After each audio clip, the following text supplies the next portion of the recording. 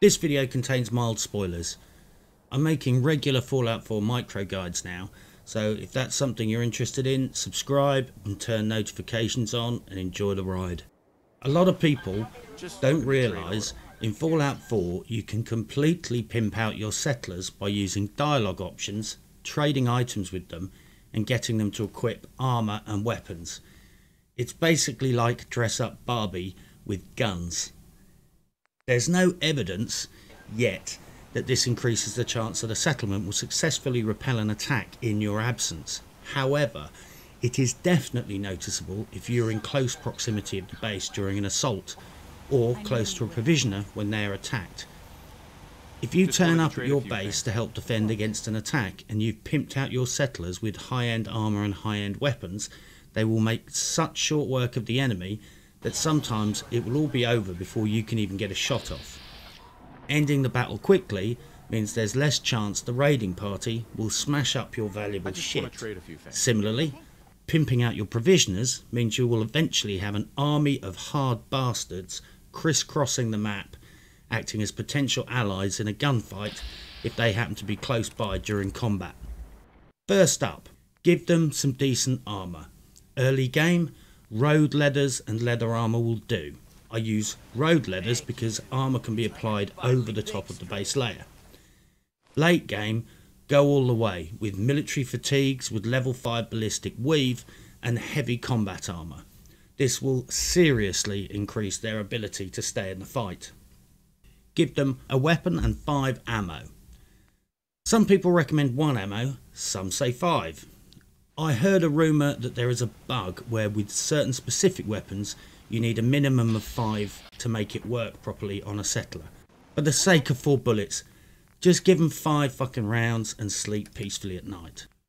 One advantage of giving settlers high-end weapons is that it stops the thieving bastards from nicking all of your guns. If you store high-end or named weapons in your base and it comes under attack, settlers with poor low-level weapons have a tendency to raid your containers and steal your guns and ammo. I once discovered that the medic in my base had helped herself to a rare Gorse gun and all 800 rounds of spare ammo during an attack. Save yourself the headache and give them decent weapons. The weapon choice is down to you, but my preference is a pimped out assault rifle. This is a decent enough gun. Upgrading it requires mostly basic scrap items. I used to use laser rifles, but upgrading them uses a lot of rare materials that I need for other things, so I stopped that. Whatever you use, just make sure it's a definite upgrade. I prefer energy weapons because they're very high visibility and it makes it easier to see where the combat is from a distance, but the resources to spam them up are very high. Anyway, spin the wheel and make your choice based on how much spare scrap you have.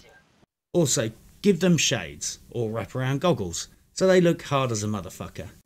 Give them a bandana so they look mean ass as fuck. Knuckles. A little trick I started using back before settlers had identifying tags in workshop mode was using knuckles to basically label settlers. Go to the weapons bench and rename the knuckles to an identifier. For example, it's very handy for provisioners.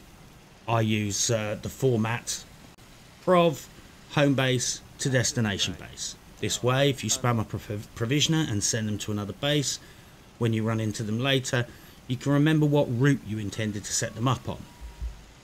This method is also useful for marking up resident settlers.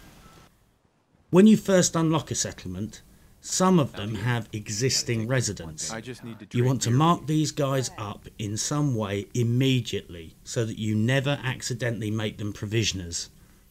These guys are the most likely people in a base to be radiant quest givers, and if you make them provisioners, you will end up chasing those motherfuckers all around the map, and it is supremely annoying. Miner's helmet with a fancy light. You can colour code mining helmets at the armour workbench and use them on settlers and provisioners.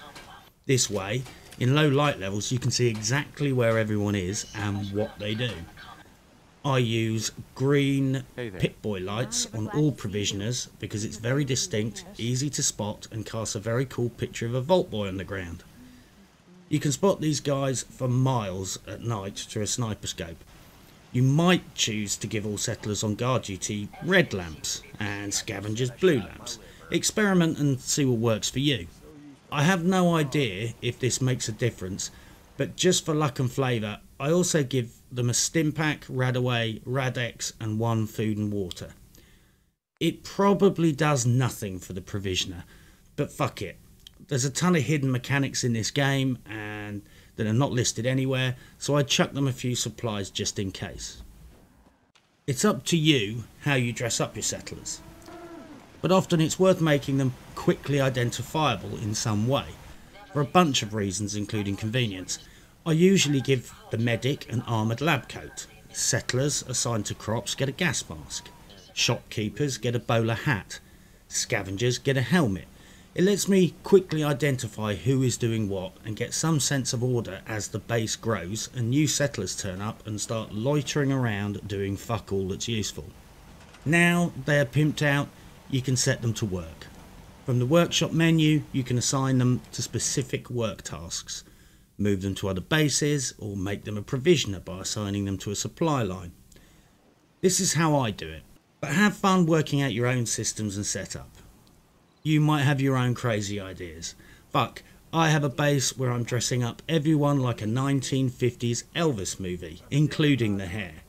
You might want to build a settlement that's a goddamn transgender, transvestite safe space. I don't fucking know. It's your game. Do whatever floats your boat. Have fun, and I hope this was useful. If it was, would it really break your fucking arm to click the thumbs up button and consider subbing? And if you've done anything crazy with your bases, let me know in the comments. Peace.